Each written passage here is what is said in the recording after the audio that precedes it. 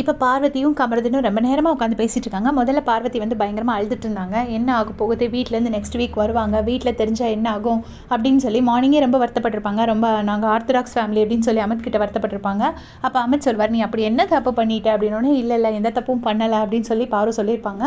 அப்புறமா அவர் வந்து சமாதானப்படுத்திட்டு போயிருப்பார். இப்போவும் அவர் தான் வந்து டிஷ்யூலாம் எடுத்து கொண்டு வந்து கொடுக்குறாரு. அப்புறமா கமருதீன் வந்து சமாதானப்படுத்தி விட்டுடுறாங்க. அவருக்கு எதுக்கு இவங்க இப்படி சும்மா அழுறாங்க, ஒன்றும் இல்லையா, அடல்ட்ஸ் தானே, தப்பு ஒன்றும் கிடையாது அப்படிங்கிற மாதிரி அமித் சொல்லிட்டு போயிடுறாரு. அப்புறமா பார்த்தீங்கன்னா பாருவும் கமருதனும் டிஸ்கஸ் பண்ணுறாங்க. அப்போ வந்து கமருதன் சொல்கிறாரு, எப்போ பார்த்தாலும் இப்படி நெகட்டிவாகவே யோசிச்சுட்டே இருக்காது அப்படின்னு சொல்கிறாங்க. ஏன்னா பாரு சொல்லியிருப்பாங்க, இந்த வீக்கே வெளியே போயிட்டா நல்லாயிருக்கும் அப்படிங்கிற மாதிரி சொல்லியிருப்பாங்க.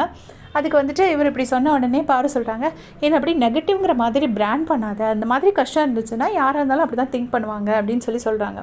உடனே கமருதீன் சொல்கிறாரு, அப்படி கிடையாது, யாரும் பண்ணாததையாக பண்ணிட்டோம், அப்படி ஒன்றுமே இல்லை, இது நார்மல் தான், ஒன்றும் பிரச்சனை கிடையாது, அதை நீயா வந்து அப்படி திங்க் பண்ணாத. சரி, எல்லா மனுஷனுமே நெகட்டிவாக ஒரு லைஃப்பில் திங்க் பண்ண தான் செய்வான்.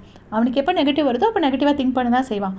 அதை அப்போது இன்னொருத்தங்க பாசிட்டிவாக சொல்லுவாங்க, அவங்கள நெகட்டிவ்லேருந்து வெளியில் கொண்டுட்டு வர்றதுக்கு பாசிட்டிவாக சொல்லுவாங்க. அந்த மாதிரி தான் நானும் உங்ககிட்ட சொல்கிறேன் அப்படின்னு சொல்லிட்டு சொல்கிறாங்க. சொன்னோடனே பாரும் அப்படியா அப்படின்னு சொல்லி கேட்குறாங்க. அப்புறம் எங்கள் வீட்டிலேருந்து வந்தால் என்ன சொல்லுவேன் அப்படின்னோடனே, ஒன்றும் இல்லை, நான் நெக்ஸ்ட் வீக் உங்கள் வீட்டிலேருந்து வந்தால் ரொம்ப நேரம் பாத்ரூமில் போய் உட்காந்துக்குவேன் அப்படின்னு சொல்லிட்டு இருக்காரு.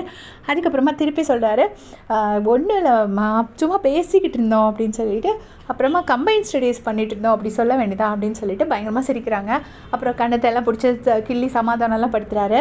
முதல்ல அவர் சட்டையை வச்சு டியர்ஸ் எல்லாம் தொடச்சி விடுறாரு. அதுக்கப்புறமா அமித் டிஷ்யூ கொடுத்தப்புறமா டிஷ்யூ வச்சு தொடச்சி விடுறாரு.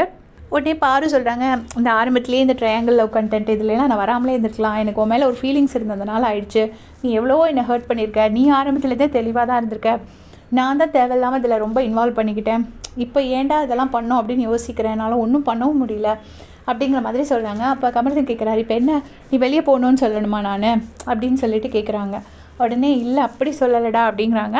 அப்புறமா சும்மா அப்படி கொஞ்சம் நேரமாக அப்படி சும்மா சமாதானப்படுத்துறதும் பேசுகிறதும் கொஞ்சிறதும் இதுவே தான் நடந்துகிட்ருக்கு.